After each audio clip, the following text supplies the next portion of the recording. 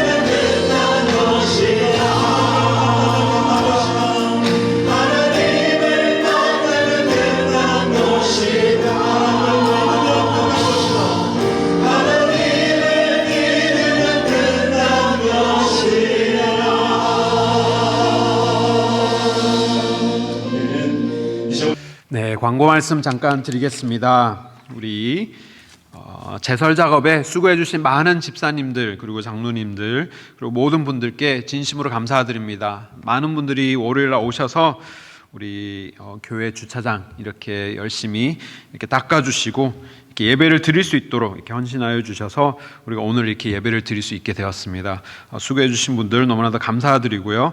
우리 특별히 좀 광고 말씀을 드리자면 우리 교회 지붕 아래 처마 밑을 우리가 사용 금지로 이렇게 정했습니다. 왜냐하면 그 지붕 위에서 떨어지는 그 고드름이나 이제 눈이나 얼음 때문에 사람이 다칠 수도 있고 자동차도 훼손될 수 있기 때문에 우리 1층 친교실에서 쓰레기장으로 나가는 그 모든 문과 거기 주위에 있는 주차장은 사용하지 말아 주시기를 부탁드립니다. 그리고 또 내일은 새벽 기도회로 모이게 되었습니다. 우리 이번 주 내내 쉬다가 이제 내일 우리 처음 모이게 되는데요.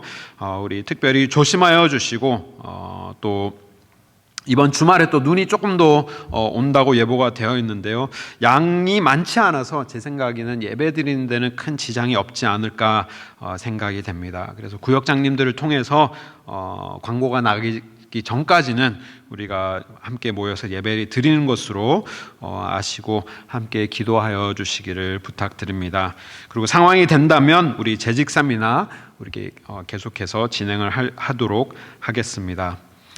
그리고 돌아오는 주부터는 우리 여기 스크린에 있듯이 소망의 여정이라는 주제로 우리가 베드로전서 말씀 우리 함께 묵상하도록 하겠습니다. 우리가 1월달 하나님 앞에 하나님께 소망을 두는 우리 교회가 되자라는 주제로 소망에 대해서 우리가 묵상을 하였는데요. 그 소망을 우리가 이어서 이렇게 힘들고 어려운 신앙생활 가운데 우리가 어떻게 하면 소망을 잃지 않고 우리의 모든 여정들을 하나님 앞에 완주할 수 있을까라는 주제로 제가 너무나도 사랑하는 우리 베드로전서 말씀을 우리 함께 묵상하도록 하겠습니다. 이를 위해서 끊임없이 기도하여 주시고 준비하여 주시면 감사하겠습니다. 우리 오늘 말씀 고린도후서 4장 말씀입니다. 고린도후서 4장 13절에서 마지막 절 18절까지 말씀 우리 함께 묵상하겠습니다. 고린도후서 4장 13절에서 18절까지 말씀 우리 다 함께 한 목소리로 우리 봉독하시겠습니다. 함께 읽겠습니다. 기록된 바 내가 믿었으므로 말하였다 한 것 같이 우리가 같은 믿음의 마음을 가졌으니 우리도 믿었으므로 또한 말하노라. 주 예수를 다시 살리신 이가 예수와 함께 우리도 다시 살리사 너희와 함께 그 앞에 서게 하실 줄을 아노라. 이는 모든 것이 너희를 위함이니 많은 사람의 감사로 말미암아 은혜가 더하여 넘쳐서 하나님께 영광을 돌리게 하려 함이라. 그러므로 우리가 낙심하지 아니하노니 우리의 겉사람은 낡아지나 우리의 속사람은 날로 새로워지도다. 우리가 잠시 받는 환난에 경한 것이 지극히 크고 영원한 영광에 중한 것을 우리에게 이루게 함이니 우리가 주목하는 것은 보이는 것이 아니요 보이지 않는 것이니 보이는 것은 잠깐이요 보이지 않는 것은 영원함이라. 아멘. 사랑하는 성도 여러분, 우리 눈과 추위 속에 그동안 잘 지내셨습니까? 지난 주일 집에서 예배를 드리면서 이 열악한 상황 속에서도 우리가 온라인으로 함께 예배를 드릴 수 있음에 참 감사했습니다. 우리 유튜브 영상을 통해서 이렇게 예배를 드리면서 이렇게 관리자들이 이렇게 실시간 접속 숫자를 이렇게 업데이트를 해주시면서 많은 분들이 함께 참여하여서 같은 시간에 예배를 드리신다는 것을 보면서 얼마나 감사했는지 모릅니다. 또 그러면서 한편으로는 또 함께 모여서 예배 드리는 시간이 얼마나 귀한지 또 다시 한번 생각하게 되었습니다. 정말 일주일 못 봤는데 이렇게 많이 반갑고 그립기도 합니다. 우리 눈으로 인해서 일상의 그 패턴이 조금은 흐트러졌을 수 있지만 우리 다시 한번 마음을 다잡고 하나님 앞에 우리의 삶을 하나님 앞으로 나아갈 수 있기를 바랍니다. 오늘 말씀은 우리가 낙심하지 아니하노니라는 주제의 특별 수요 기도회로 마지막 말씀을 우리 함께 묵상하게 됩니다. 바울은 고린도후서 4장 말씀 동안에 낙심하지 아니하다라는 그 말을 3번이나 반복합니다. 먼저 1절 말씀에 기록합니다. 바울은 우리가 낙심하지 않는 이유를 하나님께서 우리를 긍휼히 여기시고 주를 위해 살 수 있도록 직분을 주셨기 때문에 우리가 낙심하지 않는다라고 말합니다. 죄로 인하여서 죽을 수밖에 없는 우리의 공로도 아니요 우리가 잘해서도 아니라 오직 우리를 불쌍히 여기시는 주님의 자비하심으로 말미암아 고난 속에서도 우리가 낙심하지 않고 주를 위해서 살 수 있게 되었다. 그것이 하나님의 긍휼하심 때문이다라고 증거하였습니다. 그리고 지난주 말씀인 8절에서도 우리가 낙심하지 않을 수 있는 이유를 또 다른 이유를 우리가 함께 묵상을 하였습니다.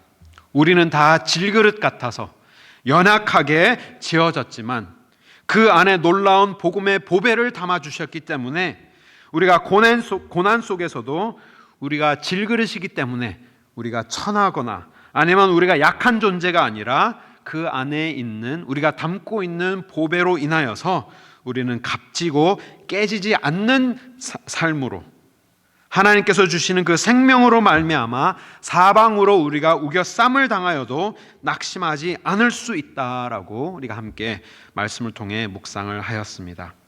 그리고 오늘 마지막 말씀인 16절에도 바울은 우리가 낙심하지 않을 수 있는 이유를 무엇으로 연관하여서 설명을 하고 있느냐? 하나님의 영광과 연결하여서 우리가 낙심하지 않을 수 있는 이유를 풀어서 설명하고 있습니다. 우리가 낙심하지 않는 것과 하나님의 영광은 어떤 연관이 있을까요?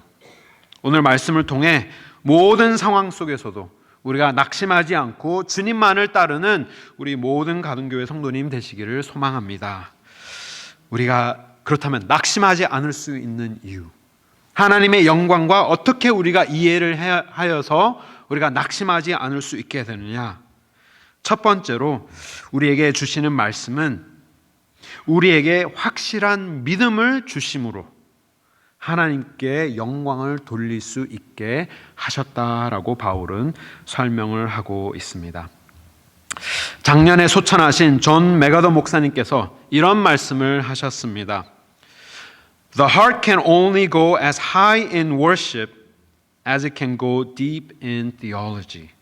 우리의 마음은 신학의 깊이만큼만 예배의 높이로 올라갈 수 있다라고 설명을 하셨습니다. 쉽게 말한다면 우리의 예배의 높이는 우리의 신학의 깊이에 달려있다라고 말하는 것이죠. 즉 깊은 신학 없이는 높은 예배가 있을 수 없다라고 이 맥아더 목사님은 설명을 하셨던 것입니다. 사도 바울은 매우 높은 예배자의 삶을 살고 있었던 사람입니다.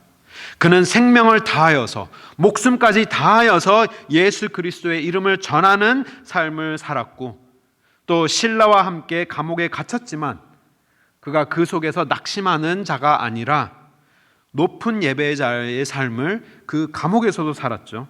그가 감옥에서 무엇을 하였습니까? 기도와 찬양을 드리는 삶을 살았고 또 하나님께서 그의 몸에 허락하신 육신의 가시를 지니고서도 언제나 족한 은혜를 누리는 예배자의 삶을 살았던 자가 바로 이 바울입니다. 그러나 그의 높은 신앙은 언제나 깊은 신학, 곧 하나님을 아는 지식에 뿌리를 두고 있었기 때문에 그 모든 것들이 가능하였던 것입니다. 바울은 깊은 신학의 사람이었습니다.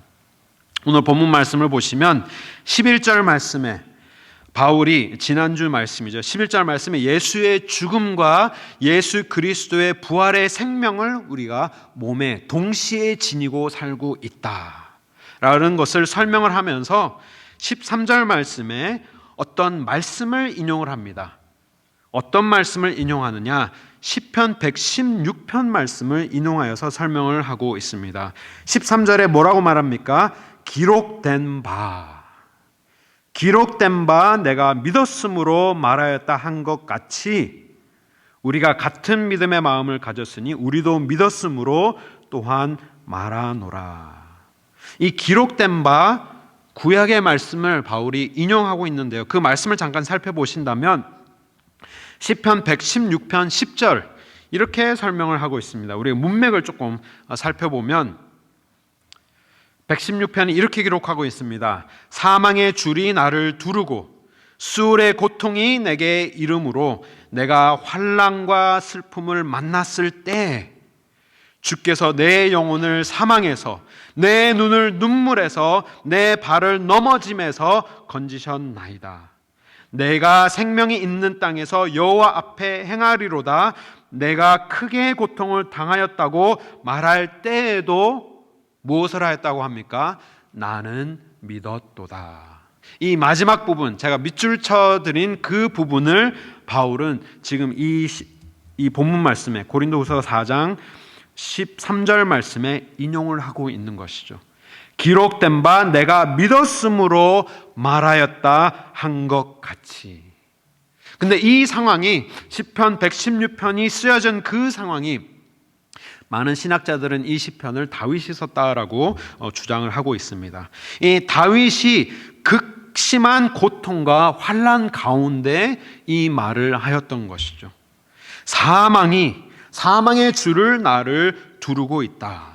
목을 조르고 있는, 온몸을 둘러싸고 있는 그 사망의 줄이 나를 깊은 소울에, 땅 끝에서 나를 고통이 내게 임하였고 내가 환난과 극심한 슬픔을 만났을 때 그가 무엇을 믿었다고 합니까? 주님을 믿었는데 그 주님께서는 내 영혼을 사망에서, 내 눈을 나의 눈물에서, 나의 발을 넘어짐에서 나를 건지신 그 하나님을 믿는 그 믿음을 붙들고 있었기 때문에 나는 이런 어려운 상황 속에 환난 가운데 내가 처하였지만 하나님을 믿는 믿음으로 말미암아 내가 고통 속에서도 하나님을 선포할 수 있는 말을 할 수 있다라고 고백을 하는 것이죠. 다윗의 고백처럼 크게 고통을 당하였어도 함께 하시는 하나님을 믿었기 때문에 같은 믿음의 소유자인 바울 13절 말씀에 뭐라고 기록합니까? 기록된 바 내가 믿었으므로 말하였다 한 것 같이 우리가 같은 믿음의 마음을 가졌으니, 우리도 동일한 믿음의 소유자이기 때문에 바울 또한 극심한 환난 가운데, 너무나도 깊은 슬픔 가운데 내가 처해 있지만 나를 도우시는 하나님을 믿는 그 믿음으로 말미암아 나는 동일한 고백을 할 수 있다라고 증거하고 있는 것입니다. 그러면서 바울은 더 확실한 증거, 예수 그리스도의 십자가와 예수님의 빈 무덤, 그 부활이라는 더 확실한 증거를 붙들고 이렇게 고백을 합니다. 우리 14절 말씀 우리 함께 한 목소리로 읽겠습니다. 시작. 주 예수를 다시 살리신 이가 예수와 함께 우리도 다시 살리사 너희와 함께 그 앞에 서게 하실 줄을 아노라. 아멘. 확실한 부활의 증거, 그 증거를 내가 믿기 때문에 담대하게 선포할 수 있다. 바울은 증거하고 있는 것이죠. 뭐라고 말합니까? 주 예수를 다시 살리신 이가, 돌아가신 예수 그리스도를 다시 살리신 하나님께서 예수와 함께 우리도 다시 살리실 것을, 그리고 우리를 살리시고 하나님 앞에 우리를 온전하게 서게 하실 것임을, 세우실 것임을 우리가 아노라라고 증거하고 있는 것입니다. 우리가 그리스도와 함께 주님 앞에 서게 될 것을 확실히 믿으시기를 바랍니다. 여기서 가장 힘 있는 단어는 어떤 단어라고 생각하십니까? 제가 봤을 때는 이 구절에 가장 힘 있는 단어는 아노라라는 단어가 아닐까라고 생각이 됩니다. 우리가 확신하게 믿기 때문에, 확실히 믿을 수 있기 때문에 우리는 알 수 있다. 그냥 추측하는 것이 아니라 이럴 수도 있을 것이다 라고 이렇게 확률을 가지고 생각하는 것이 아니라 우리가 확실하게 알 수 있다라고 증거를 하는 것이죠. 왜냐하면 예수 그리스도의 죽음에서 부활하신 그 부활을 내가 보았기 때문에, 그 부활을 내가 믿기 때문에 하나님께서 우리 또한 하나님 앞에 세워놓으실 것임을 우리는 믿는다, 우리는 확실하게 알 수 있다, 바울은 증거하고 있는 것입니다. 그런데 이 모든 기록이 다윗이 기록하였던 그 시편의 116편의 그 기록들과, 그리고 예수 그리스도께서 죽음에서 부활하신 그 부활의 증거를 우리가 다 받았는데 누구를 위하여 이 모든 것을 우리에게 허락하셨다라고 말합니까? 15절 말씀을 보시면 누구를 위함이라 라고 증거하고 있습니까? 이 모든 것이 너희를 위함이니, 너희를 위함이니 많은 사람의 감사로 말미암아 은혜가 더하여 넘쳐서 하나님께 영광을 돌리게 하려 함이라 바울은 선포하고 있습니다. 오늘 우리가 동일한 그러한 믿음의 고난 속에, 그리고 믿음의 환난 속에 우리가 처하지만, 극심한 슬픔 속에 우리가 처하지만, 우리가 과거를 돌아보았을 때 너무나도 확실하게 알 수 있는 그런 모든 믿음의 선조들의 그 모든 기록들이 하나님께서 성경을 통하여서 우리에게 기록하여 주셨고, 그리고 우리가 그것을 붙들고 우리가 이것을 마음에 새기면서 살아갈 수 있는 이유는 우리 또한 동일한 환난 속에 처하는 그 순간마다, 고난 속에 우리가 거할지라도 우리가 말씀 속에 기록된 그 모든 기록의 말씀들을 인하여서 우리가 소망을 가질 수 있고, 하나님 앞에 감사함 속에, 우리가 환난 속에 거하지만 감사로 말미암아 은혜가 더하여서 넘쳐나게 하심으로 우리가 하나님께 영광을 돌릴 수 있게 하려 함이라. 이것을 목적으로 하여서 하나님께서 말씀을 기록하여서 우리에게 허락하여 주셨다, 바울은 선포하고 있는 것이죠.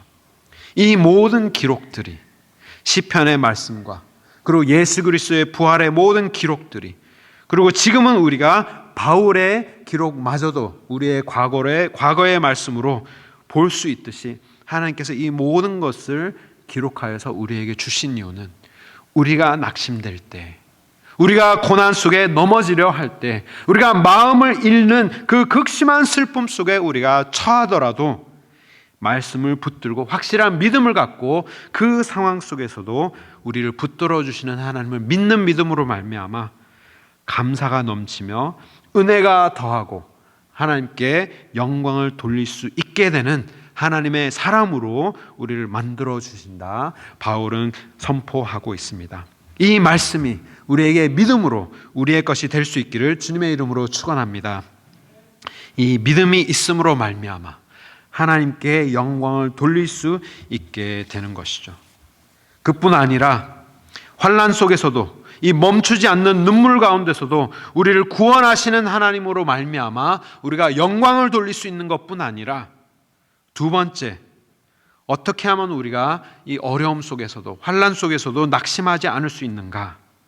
하나님의 영광과 연관해서 우리가 이해하려면 두 번째로 우리가 볼 수 있는 것은 우리에게 고난을 허락하심으로 말미암아 영원한 영광을 이루게 하셨다, 바울은 우리에게 증거하고 있습니다. 우리 16절 말씀 우리 함께 보시겠습니다.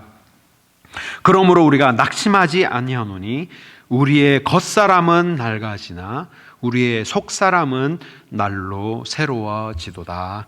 아멘. 요즘 자주 쓰이는 사자성어가 있습니다.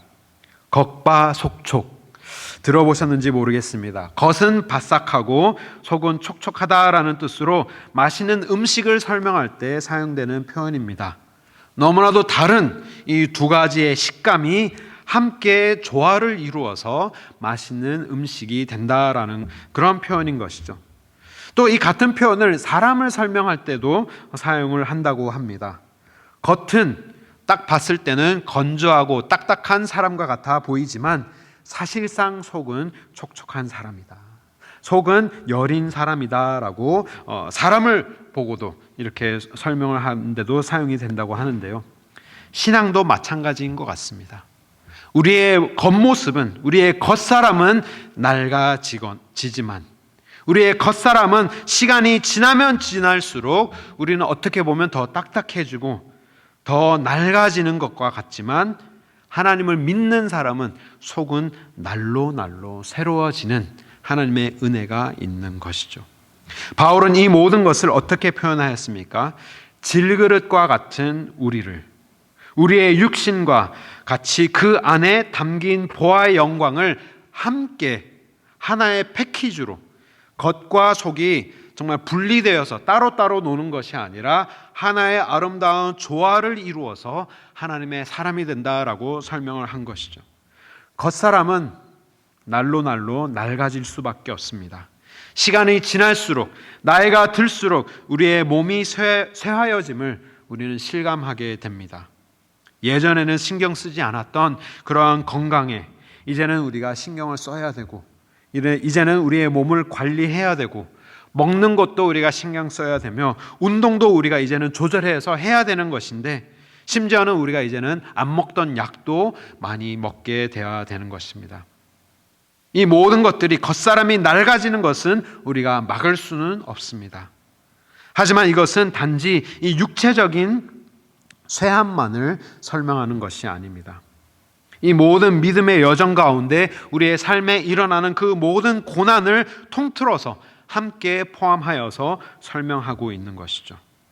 바울은 이 모든 것을 17절에 이렇게 설명을 하고 있습니다. 우리의 겉사람이 낡아지는 모습을 뭐라고 표현을 하느냐? 우리가 잠시 받는 환난에 경한 것이다 라고 우리의 겉사람을 표현을 하고 있습니다. 우리가 몸만 쇠하여지는 것이 아니라, 시간이 지나면서 우리의 몸만 약해지는 것이 아니라, 우리가 이 땅에 지나는 동안에 잠시 받는 그 모든 환난까지도 통틀어서 우리의 겉사람이 쇠하여지고 있음을, 낡아지고 있음을 설명하고 있는 것이죠. 그렇다면 여기서 이 잠시라는 단어, 이 시간적인 요소를 설명하고 있는데, 이 잠시는 얼마의 시간을 설명하고 있는 것입니까? 며칠 혹은 몇 년만을 설명하는 것이 아니라, 여기서의 이 잠시는 얼마를 설명하고 있는 것 같으십니까? 우리의 평생을 설명하고 있는 것입니다. 곧 70년, 80년, 90년의 평생을 가리켜서 설명하고 있는 것이죠.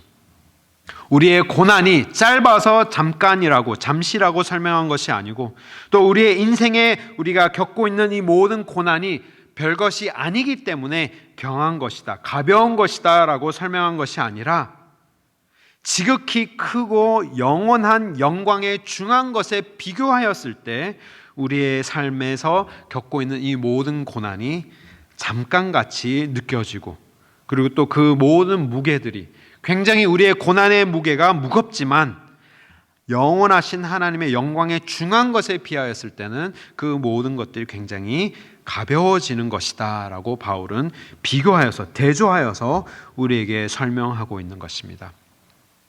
영어 성경은 그 모든 것들을 어떻게 표현하고 있느냐?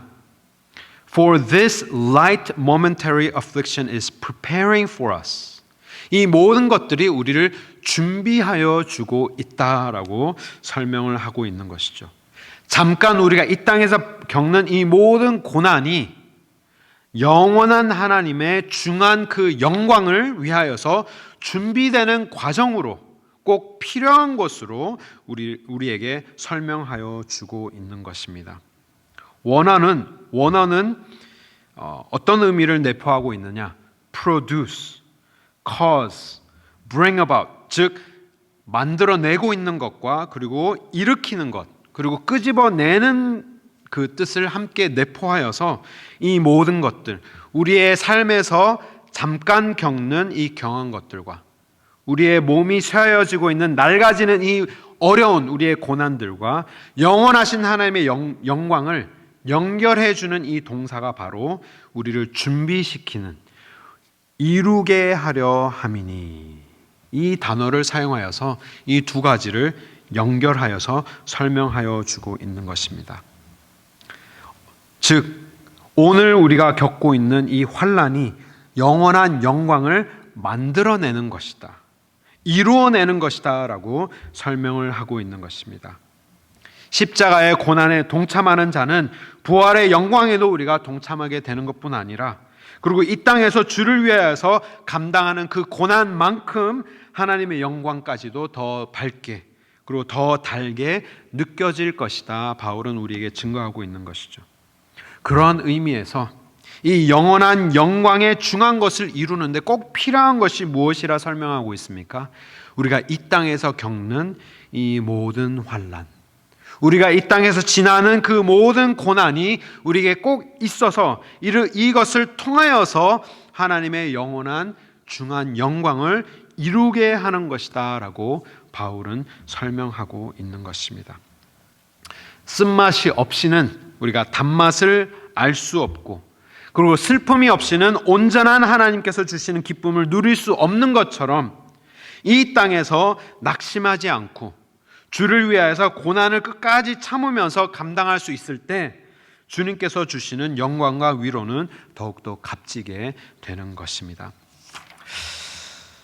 바울은 결론적으로 우리에게 말하고 있습니다. 우리 18절 말씀 우리 함께 한 목소리로 함께 읽겠습니다. 시작.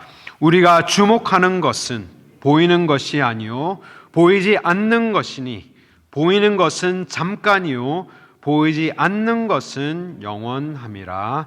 아멘. 바울이 우리에게 설명합니다. 우리가 이 땅에서 겪는 이 모든 고난들, 우리가 인생을 살아가면서 그리고 신앙생활을 하면서 우리가 믿음을 지켜내기 위하여서 겪는 그 모든 어려움들이 사실은 하나님의 영원한 영광을 이루는데 꼭 필요한 요소들이다 우리에게 설명합니다. 이것이 없이는 하나님의 영원한 영광을 우리가 이해할 수도 없고, 우리가 하나님의 십자가의 그 고난을, 그 죽음을 우리가 겪지 않고서는 우리가 하나님께서 주시는 그 영원한 기쁨과 평강을 우리가 온전하게 누릴 수 없는 것임을 바울은 설명하고 있는 것이죠. 반대로 생각하게 된다면 우리가 이 땅에서 겪는 이 모든 고난으로 말미암아 하나님께서 하나님의 무궁한 영원한 영광을 우리에게 선물로 주시는 것이다. 이것을 우리에게 주시기 위하여서 이 모든 것들을 겪게 하시는 것이다 우리에게 설명을 하여 주고 있습니다. 바울은 분명하게 우리에게 설명합니다. 우리가 주목해야 할 것은 잠시 있다가 사라지는, 눈에는 보이지만 잠시 있다가 사라질 것들에 우리가 주목해야 되는 것이 아니라 보이지는 않지만 영원하신 하나님의 영광을 주목하면서 살아가라라고 우리에게 권면하고 있는 것입니다. 사랑하는 성도 여러분, 지금 고난 가운데 계십니까? 고통과 슬픔 속에 계십니까? 무엇을 주목하시면서 살아가기를 원하십니까? 그리스도 안에서 그 모든 것을 통하여서 이루어질 하나님의 영원한 영광을 사모하면서 승리하시는 우리 모두가 될 수 있기를 바랍니다. 우리에게 주시는 이 모든 것들이 하나님의 영원한 영광에 비해서는 잠깐 겪는, 우리의 경한 것으로 우리가 여길 수 있는 믿음의 소유자들로서 하나님께서 주실 소망을 바라보면서 잠깐 있다가 없어질 이런 것들에 우리가 연연하지 않고, 여기에 모든 것으로 인하여서 우리가 낙심하지 않고 영원하신 하나님의 영광을 붙들면서 하나님께서 끝까지 우리와 함께 도우실 그 하나님의 손을 붙들고 우리가 이 겪는 이 경한 것들을 우리가 능히 이길 수 있는 믿음의 소유자들이 될 수 있기를 바랍니다. 바울은 이어서 이렇게 설명합니다. 우리가 살 소망이 끊어진 것처럼 우리가 느껴질 그 고난 속에서도, 사형 선고를 당한 것과 같은 그 절망 속에서도 우리를 건지시고 또 건지실 하나님을 믿고 우리는 나아가게 되기를 바란다 우리에게 권면합니다. 우리가 그 말씀을 고린도후서 1장 8절과 10절 말씀을 우리가 함께 선포하면서 우리가 지금 이 시간, 남은 시간 우리가 기도하면서 하나님 앞에 나아가기를 원합니다. 우리 고린도후서 1장 8절부터 10절까지 말씀 우리 함께 선포하겠습니다. 형제들아, 우리가 아시아에서 당한 환난을 너희가 모르기를 원치 아니하노니 힘에 겹도록 심한 고난을 당하여 살 소망까지 끊어지고 우리는 우리 자신이 사형 선고를 받은 줄 알았으니 이는 우리로 자기를 의지하지 말고 오직 죽은 자를 다시 살리시는 하나님만 의지하게 하심이라. 그가 이같이 큰 사망에서 우리를 건지셨고 또 건지실 것이며 이후에도 건지시기를 그에게 바라노라. 아멘. 사랑하는 성도 여러분, 우리가 이 믿음을 붙잡고 하나님 앞에 신앙생활할 수 있는 우리 모두가 될 수 있기를 바랍니다. 우리가 살 소망까지도 끊어지는 그러한 절망적인 순간 속에서도 우리를 끝까지 붙드시고 우리를 예전에도 건지셨고 오늘도 건지시며 이후에도 건지실 그 하나님을 바라보면서 우리가 믿음 잃지 않고 마음 잃지 않고 낙심하지 않고 그 모든 상황 속에서도 하나님으로 말미암아 찬양 드리며 우리가 시선을 오직 하나님에게 두면서 우리가 하나님만을 붙들고 나아가시는 우리 모든 성도님 되시기를 바랍니다.